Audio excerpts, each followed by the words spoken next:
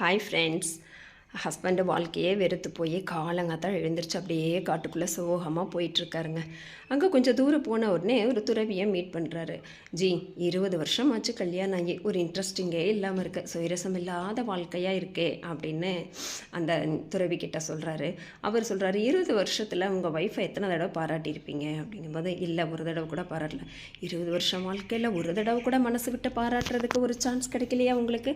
போங்க, இப்போ நீங்கள் போய் சாப்பிட்டுட்டு உங்கள் மனைவியோட சமையல் ரொம்ப நல்லா இருக்குன்னு சொல்லுங்கள், அவங்கள இந்த நிமிஷத்துலேருந்து நீங்கள் பாராட்ட தொடங்கணும் அப்படின்னு சொல்கிறாங்க.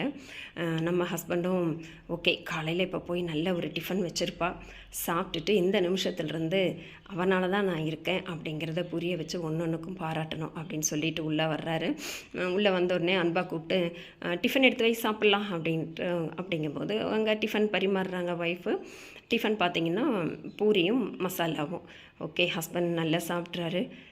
2 வாய் சாப்பிட்டதுக்கப்புறம், வாவ் என்ன ஒரு டேஸ்ட், இன்றைக்கி பூரி ரொம்ப சாஃப்டாக இருக்கே, ஆஹா இது நாள் வரைக்கும் இப்படி ஒரு சாஃப்டான பூரி நான் சாப்பிட்டதே இல்லை, மசாலா மட்டும் என்ன ரொம்ப ரொம்ப டேஸ்ட்டாக இருக்குது, எப்படி செஞ்ச சூப்பராக இருக்கே, ஒருவேளை இவ்வளோ நாள் நான் தான் இதையெல்லாம் ரசித்து சாப்பிட மறந்துட்டனோ அப்படிலாம் சொல்லிவிட்டு, வேணா நீ கூட கொஞ்சம் சாப்பிட்டு பாரு அப்படின்னு 2 வாய் ஒய்ஃபுக்கும் ஊட்டி கொடுக்குறாரு. ஒய்ஃப் அமைதியாக வாங்கி சாப்பிட்றாங்க. ஆமாங்க ஆமாங்க அப்படின்னே சொல்லிவிட்டு ஹஸ்பண்ட் வந்து ரொம்ப டேஸ்ட்டாக இருக்குது, இன்னொன்னுவே அப்படின்னு வாங்கி சாப்பிட்டுட்ருக்காரு. இதுக்கிடையில் ஒய்ஃபு கிச்சனில் போய் நம்ம சப்பாத்தி கட்டை எடுத்துகிட்டு வர்றாங்க. ஹஸ்பண்ட் சொல்கிறாரு, வேண்டாம் எனக்கு போதும், இதுக்கு மேலே இங்கே நீ எல்லாம் பரத்தி வச்சு எடுக்க வேண்டாம், இதுவே தாராளம் எனக்கு போதும் அப்படின்னு. இல்லை இந்த சப்பாத்தி மசாலா எப்படி இருக்குது, பூரி மசாலா எப்படி இருக்குது அப்படிங்கும்போது, ரொம்ப நல்லாயிருக்கு, இவ்வளோ நாள் நான் இந்த டேஸ்ட்டை வந்து நீ சமைக்கிறத ஒவ்வொன்று ரசித்து சாப்பிட மறந்துட்டேன், உண்மையாக அவ்வளோ டேஸ்ட்டாக இருக்குது அப்படின்னு ஹஸ்பண்டு சொல்கிறாரு. மறுபடியும் அந்த சொல்லி முடிக்கிறக்குள்ளே அவர் தலையில் நங்குன்னு ஒரு ஸ்டார் அப்படியே பொறி தட்டுதுங்க. என்னன்னு பார்த்தா அந்த சப்பாத்தி கட்டையிலேயே ஒய்ஃப் ஒன்று கொடுத்துட்றாங்க, டமால்னு.